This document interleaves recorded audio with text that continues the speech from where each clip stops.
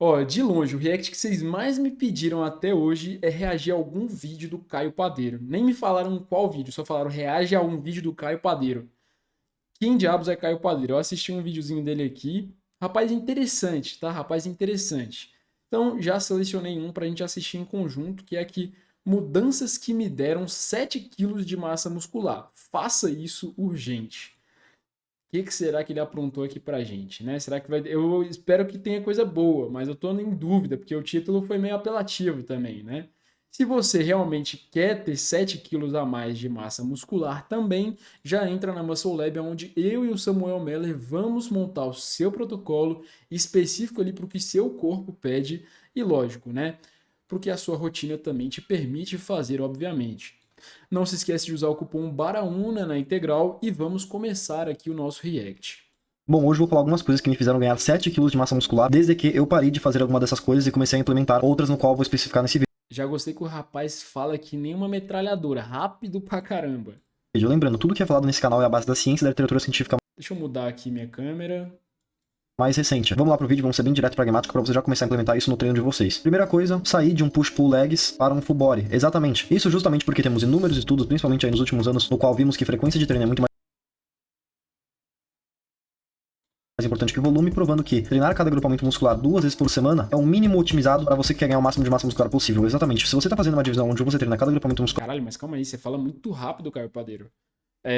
Então, PPL para full body. Se você treina 3 vezes na semana, concordo pra caramba, show de bola. Agora, se você treina 4 vezes na semana, de repente juntar as duas coisas seria do baralho, velho. Você faz ali um PPL e termina com full body. Só que aí eu ainda colocaria push, legs, pull e full body. 5 vezes na semana, PPL, upper lower, show de bola. apenas uma vez por semana, como por exemplo, Descansa no meio da semana, tá? Aí voltando aqui, que ele já falou, outra quer ganhar coisa o máximo de legal. massa muscular possível. Exatamente. Se você tá fazendo uma divisão onde você treina cada agrupamento muscular apenas uma vez por semana, como por exemplo, um músculo por dia, ou PPL, onde você tem uma frequência um pouco maior, porém ainda não chega 2 vezes cada agrupamento muscular sendo treinado por semana, eu recomendo altamente com que você altere sua divisão. Bom, existem algumas variações no Tá, se você treina uma vez na semana cada agrupamento muscular é um problema? Não necessariamente. Só que muito provavelmente, se você dividir o número de séries que você faz para aquele grupamento uma vez na semana em dois, você vai conseguir performar melhor a cada série que você faz. Então, esse é o único ponto de você ter uma frequência de estímulos maior. De 2 vezes para 3, a gente já não tem uma diferença tão significativa assim. Então, eu particularmente me preocupo muito mais com o volume total de séries que você faz para um grupamento em um dia só, né? Pensando nesse quesito. Se for, cara, menos que 5 séries em um dia, não tem muito por que você dividir, não, tá? qual push A não ser que você queira também. pull legs você consiga treinar cada agrupamento muscular 2 vezes por semana, mas provavelmente você vai ter que ir para academia de 5 a 6 vezes na semana, o que é altamente fatigante. O que eu faria então seria alternar ou para uma divisão full body, onde você treina cada agrupamento muscular de 3 a 4 Por que ir para academia mais que 3 vezes por semana é altamente fadigante? Cara, vai de você, cara. Se você dividir seu treino bem aí, treinar 4 vezes na semana, eu acho super sustentável e gosto pra caramba, inclusive, tá? 5 vezes na semana também dá. Só que vai chegar um ponto, se você tá treinando com uma intensidade bem alta, que talvez comece a realmente te deixar mais cansado. Só que aí o ponto é você achar essa relação, entendeu? De qual que é o volume que você consegue fazer e se recuperar bem, independente se é volume baixo, volume alto, se recuperar bem. E, claro, né? O que é sustentável para você na sua rotina. Não adianta você querer treinar 5 vezes por semana, porque você acha que vai ser melhor para você, sendo que, cara, você só tem tempo de ir 4 vezes por semana na academia. vezes por semana, ou para uma divisão upper lower, onde você treina cada agrupamento muscular de 2 a 2,5 vezes por semana. Eu curto esse upper lower, tá? Cara, pra mim é a melhor divisão de todas de fazer. Eu gosto muito de fazer upper lower, não saio mais do upper lower. Isso é essencial, visto que a síntese proteica miofibrilar dura apenas de 24 a 72 horas, e após isso inicia-se o período de atrofia, então eu recomendo altamente com que você Também não é assim, tá? Não é tô hipertrofiando, tô atrofiando. Não, calma lá, tá? Calma lá. Hipertrofia é um processo crônico. Não necessariamente você vai atrofiar porque você ficou X tempo sem treinar, X horas sem treinar. Quanto tempo que ele falou aqui? 24 a 72 horas. 24 a 70. Não, não é assim que funciona. Você pode ficar até 2 semanas sem treinar e você não vai ter atrofia muscular. O máximo que vai acontecer ali é você perder um pouco de glicogênio, de hidratação muscular. Mas de forma geral você não vai atrofiar porque você passou 3 dias sem treinar não. Que é isso, cara, que absurdo. E após isso, inicia-se o período de atrofia. Então eu recomendo altamente com que você assista o meu vídeo falando Mas, realmente, 24 a 48 horas, se eu não me engano, a síntese proteica é mais elevada mesmo. sobre a síntese proteica miofibrilar, que é um pilar essencial para quem quer começar a treinar a base da ciência. Bom, segunda coisa que eu fiz, parar de realizar séries com mais de 8 repetições, exatamente. Para quem já acompanha meu canal tem um tempo, sabe que existe a teoria das últimas 5 repetições mais efetivas, visto que as últimas 5 repetições antes da falha são as mais eficientes para hipertrofia e realmente A gente chama essas últimas repetições em uma série onde você se aproxima mais da falha de effective reps. Se você quiser procurar aí algum artigo, tem bastante, cara. E são artigos muito ricos de se ler de forma geral. Basicamente, ele fala que quanto mais perto da falha você se aproxima, maior é a eficiência em sinalização para hipertrofia que aquelas repetições vão ter. Então, é como se as primeiras repetições elas só fossem importantes para que você chegasse nas últimas. E aí deu esse contexto de que quando você faz 5 repetições, e por isso que esse número ficou tão famoso, desde a primeira repetição você já está tendo algum nível de sinalização para hipertrofia um pouco mais significativo. Só que honestamente, cara, eu acho que gerou-se uma mágica muito grande em cima do número de 5 a 8, por exemplo, do mesmo jeito que a gente tinha gerado aquela mágica do 8 a 12 antigamente, entendeu? No sentido de que, cara, lembra que o mais importante é tu levantar peso e chegar perto da falha. Se você vai fazer isso com mais repetições ou com menos, não importa. Lógico, vai ter prós e contras de cada uma delas. Quanto mais repetições você fizer, mais fadiga periférica você vai acumular. Então, você tem que levar isso em consideração também. apenas as essenciais. Se você pudesse realizar apenas 5 repetições em uma série com um peso bem pesado, seria o mais otimizado possível. Então me explica, por que você vai realizar uma série com 10 repetições para ter o mesmo estímulo que uma série com 5 repetições? Talvez porque se eu vou fazer uma elevação lateral, eu consigo fazer uma elevação lateral com muito mais qualidade, direcionando realmente para o meu deltoide lateral, fazendo, sei lá, 10 repetições, tudo bem, vou acumular um pouco mais de fadiga periférica, mas eu não vou compensar tanto com o trapézio. Então, tá vendo como isso é, cara, uma coisa um pouco maleável? Depende muito de como que é a sua técnica, entendeu? O quanto que você está preparado para poder realmente treinar com uma intensidade alta fazendo só 5 repetições. Entende? Não é todo mundo que tem esse preparo. Mesmo muita gente que tem bastante tempo de treino. Isso lembrando, se a intensidade for a mesma. Então pare de realizar a série de 12, 15 repetições, chegando até a falha para ter as mesmas 5 repetições efetivas das séries com 5 repetições, exatamente. É a mesma coisa que você correr uma maratona de 20 km e após você finalizar a maratona continuar correndo por mais 30 km. É algo desnecessário. Aí você correu 30 km, você não correu 20. Acho que aí o ponto da maratona não é um bom exemplo, porque o objetivo da maratona é você correr uma grande quilometragem. Vai acumular apenas mais fadiga e, consequentemente, atrapalhar a sua progressão de carga futura. Então, se você Mas eu entendi, tá? Eu entendi a comparaçãozinha e realmente, bom, eu acabei explicando, né? Quanto mais repetições você faz, você acaba gerando uma fadiga periférica maior. Só que assim, cara, você fazer 8 repetições não vai ser tão alta a fadiga periférica. E, pô, ainda assim é um ótimo estímulo. O ponto é, cara, você fazer 15 repetições também, aí, nossa, aí virou cardio. quiser fazer da forma mais otimizada possível, foque em séries de 4 a 6 repetições com um peso bem pesado, deixando de 1 5 a 9, paizão. 5 a 9 é magic number. Eu falo que não existe número mágico e depois eu solto um, né? a nenhuma repetição em reserva. Isto porque a sua primeira repetição já vai estar dentro das repetições mais efetivas. Então é isso. Terceira coisa, parei de treinar até Eu gosto da ideia de repetição em reserva, tá? Apesar de que, como eu falei, no fundo, mano, treina pesado, levanta o diacho do peso que vai dar bom. a falha. Exatamente. Eu raramente vou até a falha e quando eu chego até a falha significa que eu acabei achando que conseguiria realizar a repetição, mas na verdade não consegui. Bom, não tem problema nenhum você chegar até a falha desde que você seja um indivíduo iniciante. Eu não vou recomendar você deixar repetições em reserva se você ainda não tem certeza do quão intenso está seu treino, para você não acabar deixando muitas repetições em reserva e acabar não tendo uma série tão efetiva. Então sempre para iniciantes, eu recomendo sempre irem até a falha. Porém, se você já treina tem um tempo e sabe identificar quantas repetições você deixa em reserva em cada série, eu recomendo altamente com que você finalize a sua série, como eu falei aqui, de 1 a nenhuma repetição em reserva. Cara, concordo e discordo, tá? Mais discordo do que concordo. O iniciante, muito mais do que o avançado, ele não precisa chegar perto da falha, porque justamente qualquer merda que ele fizer no treino dele, ele vai conseguir ter resultado, tá? O ponto é, por que a gente recomenda que o iniciante chegue perto da falha? Para ele entender, para ele aprender o que é a falha. Por quê? Qual que é o conceito? Qual que é, cara, a parada em cima do assunto de falhar ou não falhar? Você não falhar ou você falhar, você vai ter o mesmo resultado. Só que chegando na falha, você vai acabar acumulando mais fadiga. Então o ponto é, eu vou deixar 1 a 0 repetições em reserva. 0 repetições em reserva é diferente de falha, tá? 0 repetições em reserva, concluí a minha última repetição, mas não conseguiria fazer a próxima. Falha é, eu tentei fazer mais uma repetição e não consegui completá-la. Mas enfim, o ponto é, você deixa essas 1 a 0 repetições em reserva para você otimizar o seu resultado e minimizar a sua fadiga.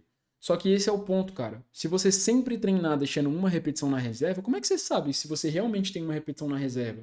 Pô, será que com o tempo você não pode perder um pouquinho o feeling do que é realmente chegar na falha?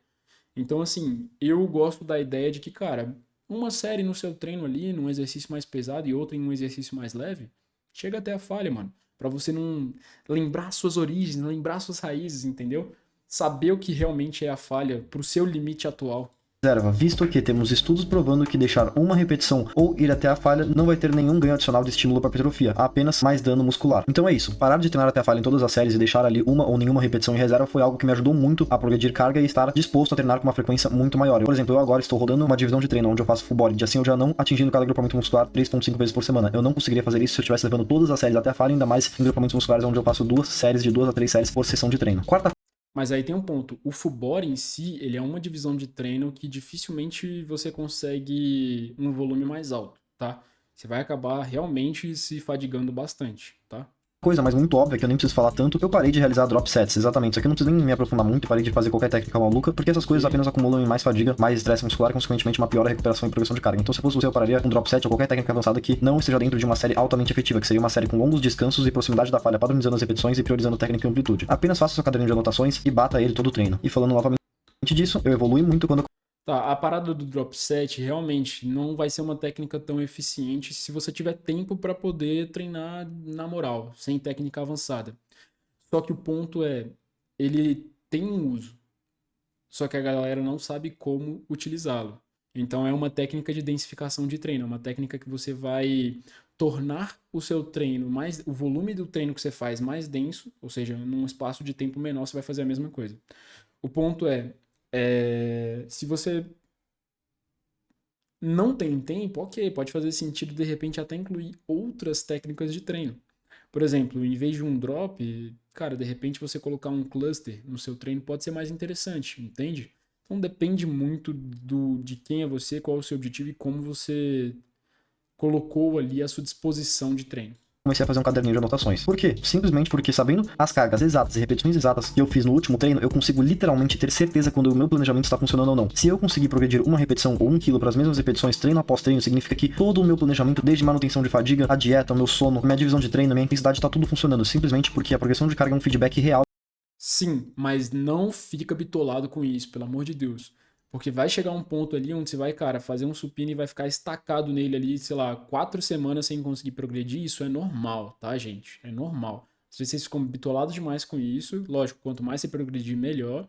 Só que não se frustra por causa disso, tá? Mulheres, principalmente, é normal, aquelas que têm uma influência um pouco maior do ciclo hormonal delas, ou seja, chegou perto ali do período da moça, geralmente a carga dela pode até cair um pouquinho. Isso é normal e é até esperado, né? Varia muito de mulher para mulher, isso é bem sintomático de acordo com cada uma, mas elas se conhecem bem já, vocês se conhecem bem já.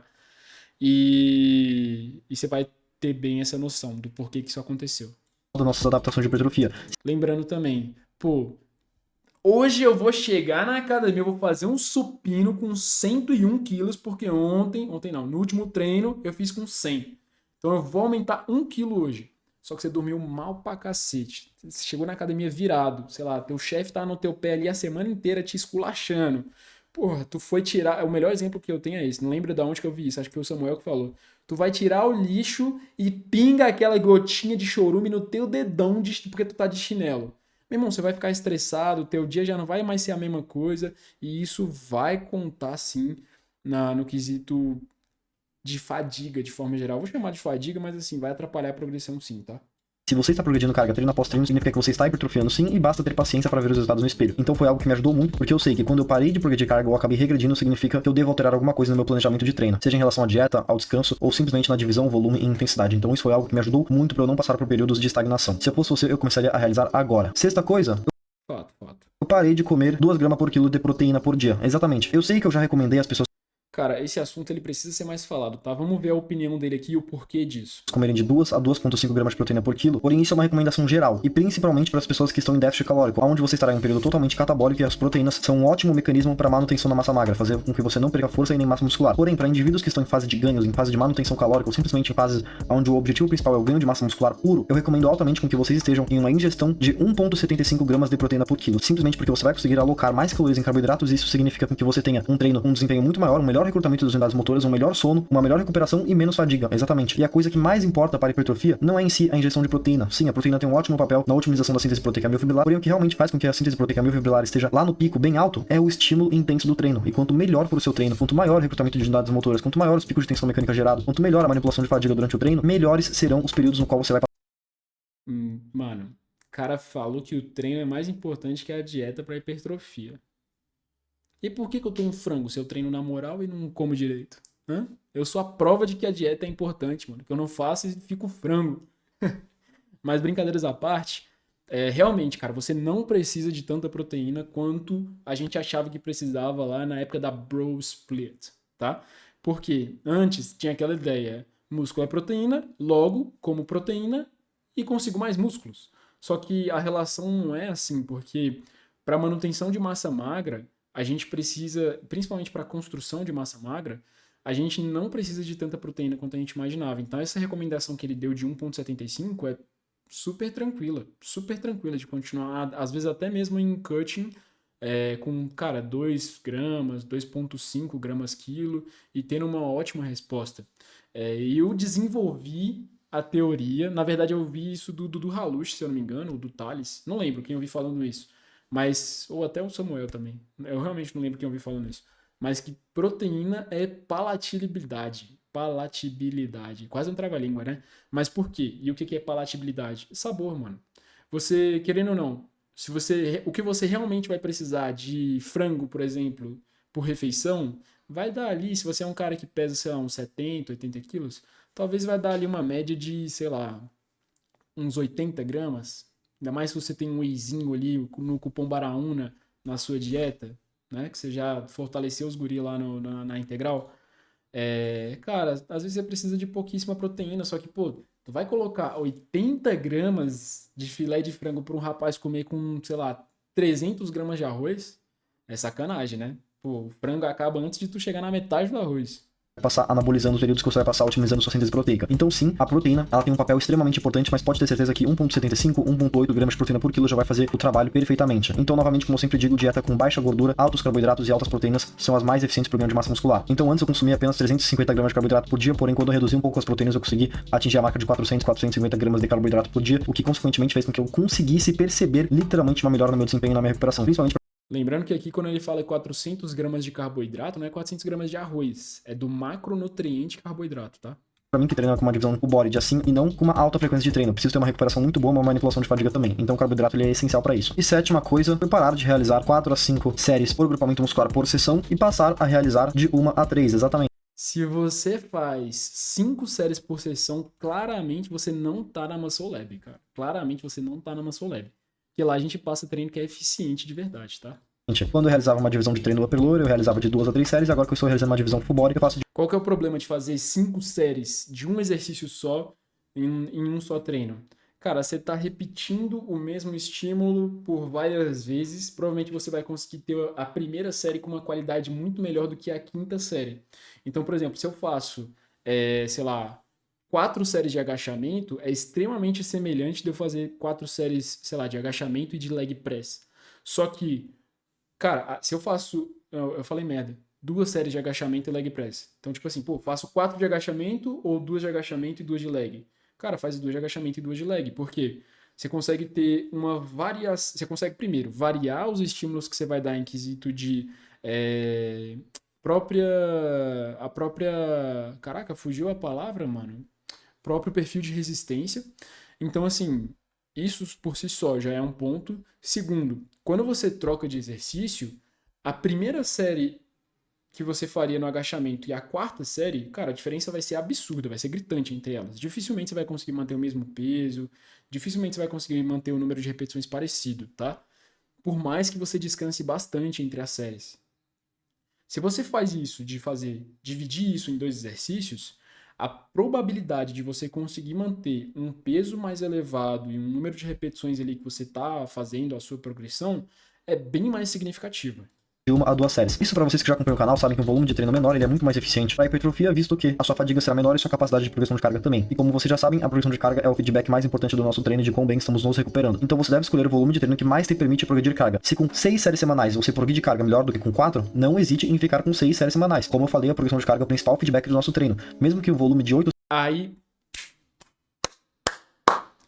Aí o cara tem um ponto, tá? Eu vejo que vocês ficam malucos com essa história de low volume. Ah, não sei o que lá, porque não sei o que lá, porque meu volume tá alto. Porra, tá fazendo 6 séries por semana e tá falando que o volume tá alto. Vai se lascar, cara. Pô, vai se lascar.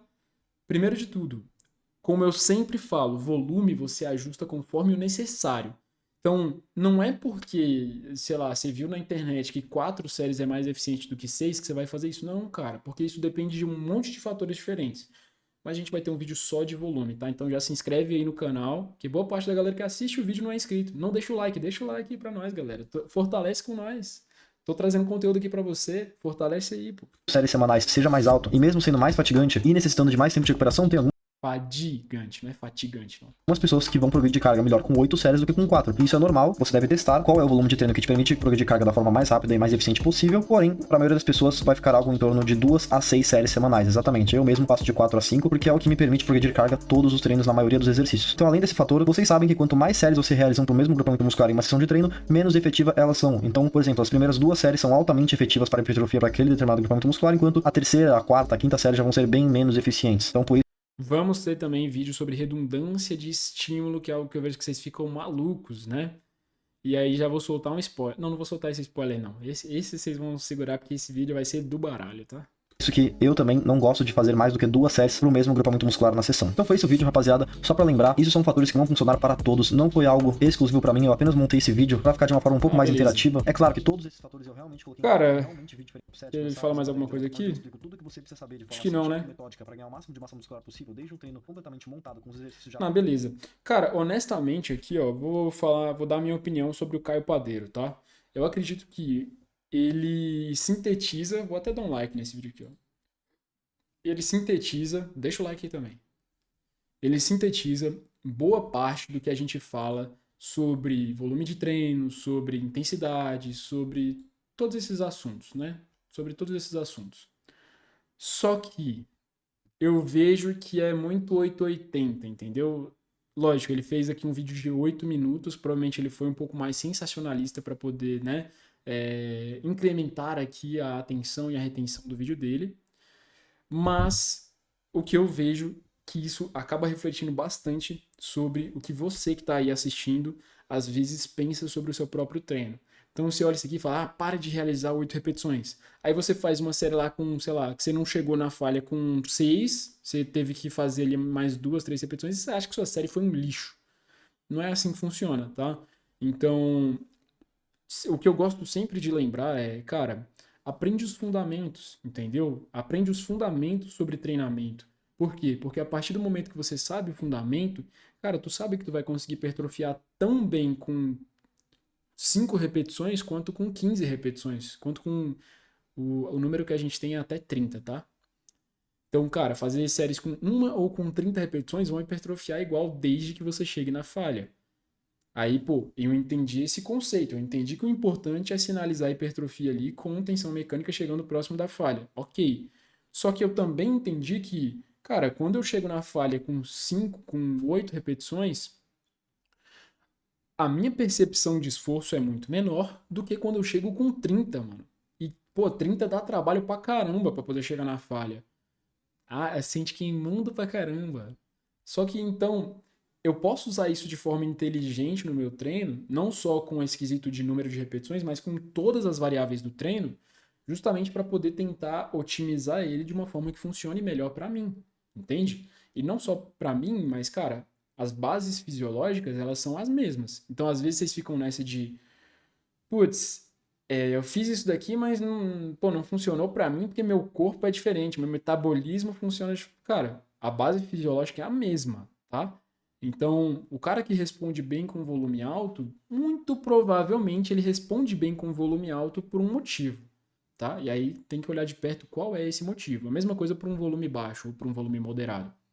O ponto é você saber interpretar as variáveis e ajustar o treino conforme seja necessário, sem se apegar à ideologia, cara.